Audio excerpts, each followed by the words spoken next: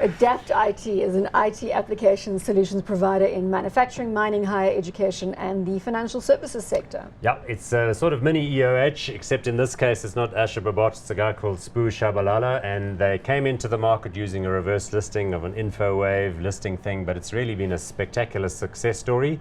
Same sort of bolt-on deals, and they use their empowerment credentials in order to get ahead on some of the bids that they submit. Market cap 1.9 billion rand, PE ratio 21.7, dividend yield of 1.1%, share price graph.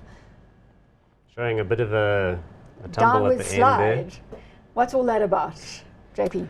Well, it's like Paul said earlier, feeding the beast. So we've seen a slowdown in the organic growth most recently, almost zero organic growth, and the acquisitive growth haven't really helped most recently. They haven't moved the dial.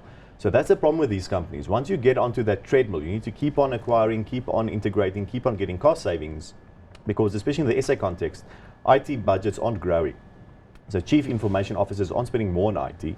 In fact, They're they're looking getting for cost cuts. incentivized on spending less. Exactly. So that's a bit of a headwind for them.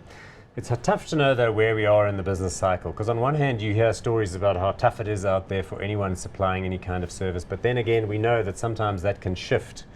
So will it, interest rates are sort of stabilizing, and it does feel as though maybe there could be better times for the South African economy I ahead. don't know about that. Politics is uncertain. Growth rates aren't exactly inspiring for the economy as a whole. Are they, JP?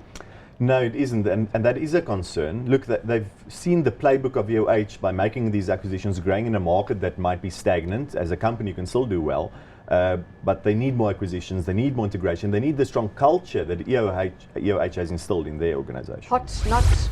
On valuation and worrying about the treadmill that they're on, I would say not hot. Paul, hot, not.